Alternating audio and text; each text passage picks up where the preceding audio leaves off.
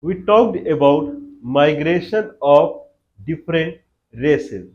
This is very amazing and very interesting and very knowledgeable.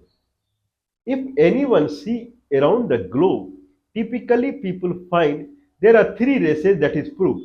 They are mainly primarily people can be in thousands ways their face, their color, their eyes, their nose are. But still people found that there are mainly three races only.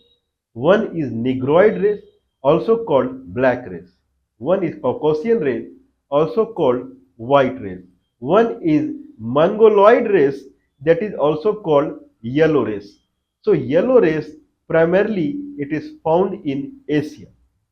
White race and Caucasian race primarily it is found in Europe, and Negroid race, black race primarily it is found in Africa. So there are three races, three main continents, three races, three oceans. Okay, Pacific Ocean, Indian Ocean, and Atlantic Ocean. Among them, two oceans are similar. That is Pacific Ocean that touches the North Arctic and South Arctic. Okay, north point of the Earth and south point of the Earth, that is Antarctica, and North Arctic, that is a frozen sea. So it touches both points. That is Pacific Ocean also and Atlantic Ocean also. Both touches both the point. Pacific Ocean is bigger, Atlantic Ocean is smaller.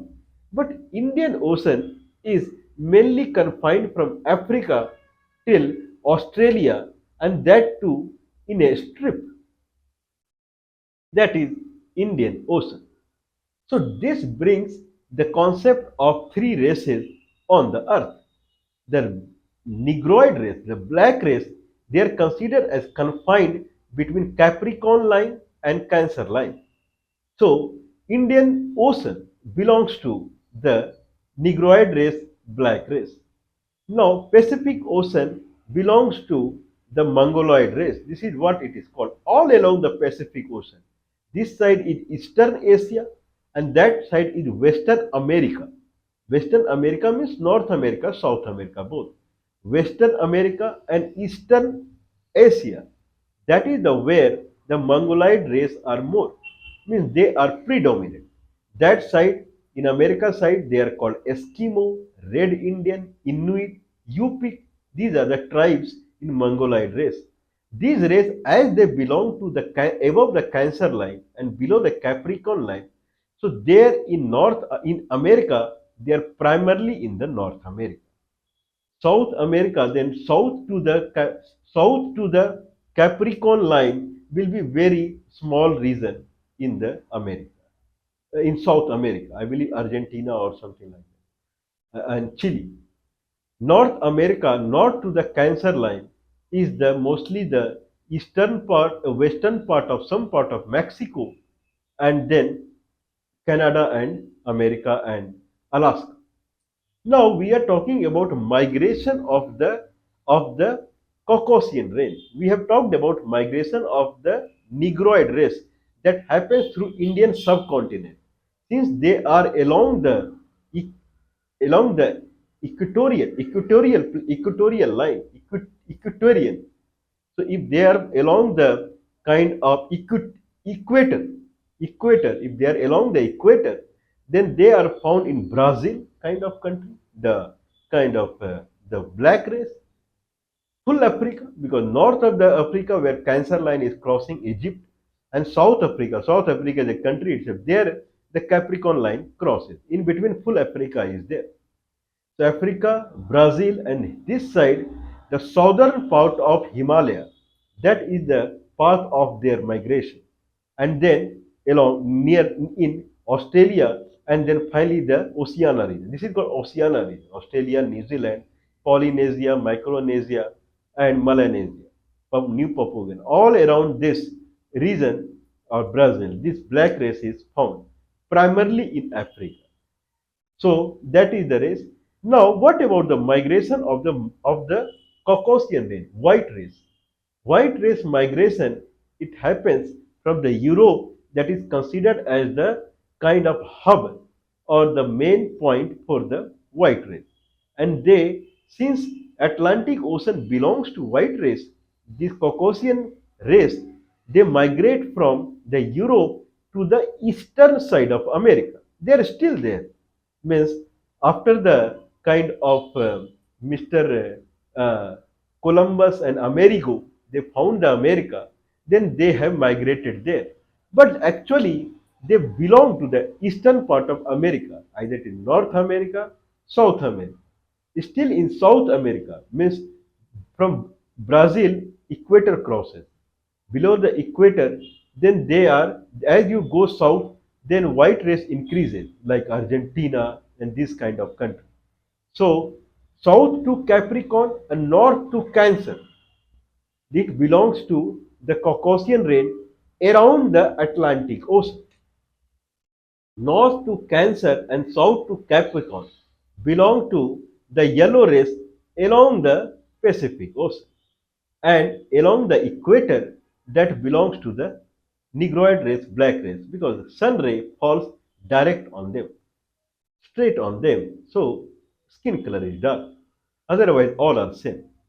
Without the sun, only our problems are happening. Otherwise, all are same.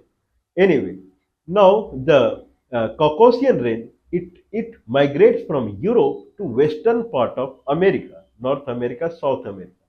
Their transition path is Greenland. Through Greenland, Iceland, and Greenland. Through Greenland, and then finally through the Canada, the north side, they migrate from Canada to the America, North America, South America.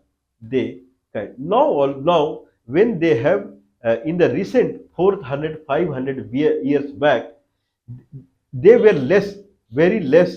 There would be some tribe out there. This is what I believe in Canada, eastern part of Canada, eastern part of America, and eastern part of the South America, below the Capricorn. I believe there would be some tribe there which would be from the Caucasian background, but old tribe. The new people from the Europe, they have migrated in 400, 500 years back.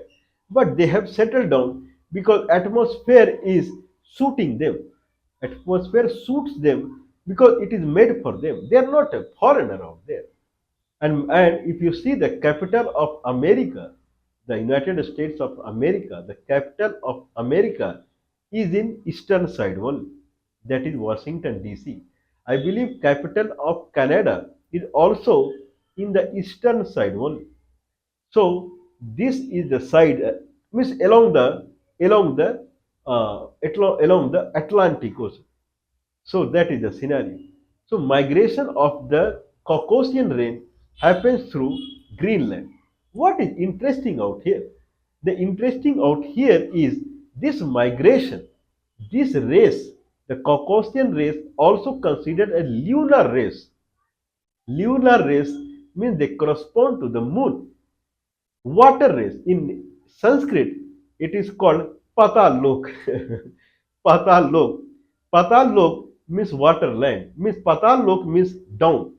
That region, Europe and England and eastern of the America or South America, that is low lying region. Means if water level rises in the ocean, they will be drowned first. That is called Patal Lok. Means their height is, the land height is very less. I believe in the Netherlands, still there are places where Netherlands, the places they are down to the sea. There the height from the sea is negative. So these are called Patal Lok. And sea, these are the lok, these are the reason, this race, Caucasian race belongs to sea. These are the sea race. Sea is controlled by the moon. Sea is controlled by the moon, or sea is called representative of moon. So these are called lunar races, moon races. Why they are called moon races? If you see the moon some one day it will be full moon, second day it will be this. After 14 days moon will vanish. Again moon will come, and then it will become like this. Again moon would vanish. Again it will become like this.